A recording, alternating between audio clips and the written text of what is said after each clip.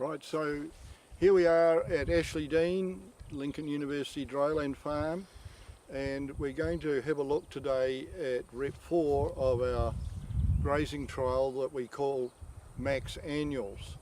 And in this trial we're looking at two varieties of sub-clover, Denmark and Rosebrook. In half the plots we've got Balanza as well, and then two grasses. There's cocksfoot being compared with a ryegrass hybrid with meadow fixtures. It's a lovely day, 7th of May, and we've had a couple of good germinating rains over the last 6 weeks or so, and so we'll be able to look at the clover re-establishment today from those rains after a very dry period in the last year, where we've had only about 2/3 of the annual rainfall, which is around about 620 mils.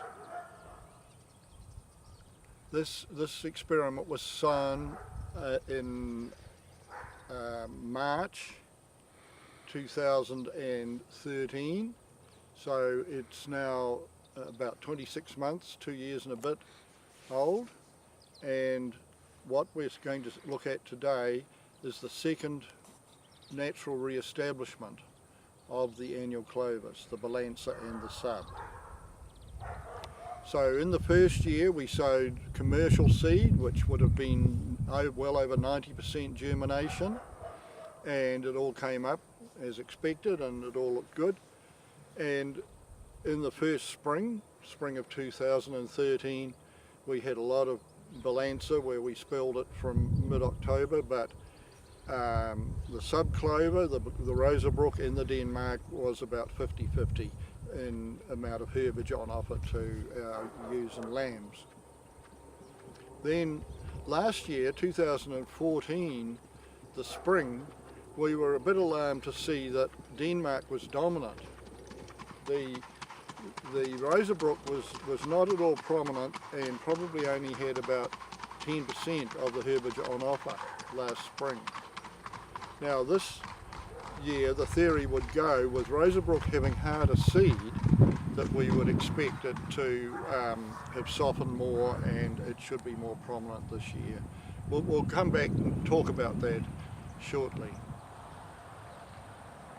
The other thing that's happening is that we also included white clover in all seed mixes, the same as we had sub-clover in all 16 plots. Each plot, by the way, is half a hectare, so a good realistic size for a grazing trial. And so the species that were in every plot was tonic plantain, a little splash of white clover, nomad white clover, and the sub-clover.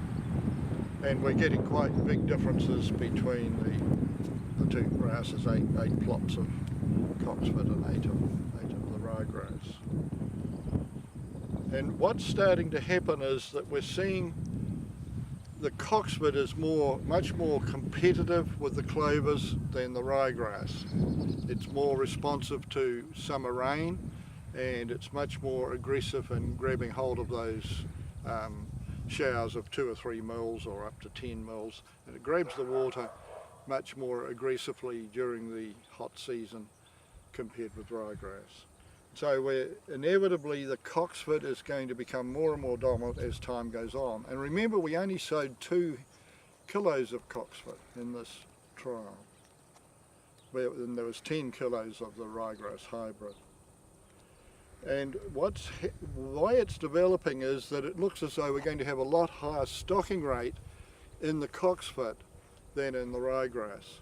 So really we need to start managing the cocksfoot plots in a different way from the ryegrass. Up till now they've been managed in unison, so when we've just grazed all treatments at the same time, or we might graze a replicate and then move the sheep on to the next rep, that sort of thing.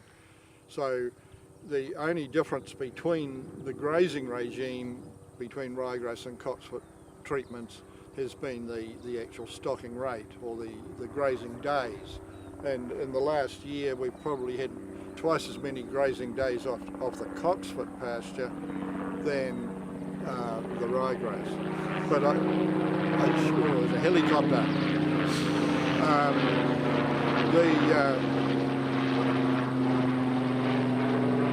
We should remind ourselves that this is a very stony site, and it's probably one of the shallowest soils, stoniest soils on Ashley Dene, and that's saying something. So it's labelled as a very stony Lismore silt loam, and therefore it only has a very limited soil moisture holding capacity down to say 1/2 metre depth, and it's probably in the region of 40 to 50 mils of moisture storage. So you run into wilting point pretty quickly if you don't get rain every 10 days or so, and of course that doesn't happen in our climate here.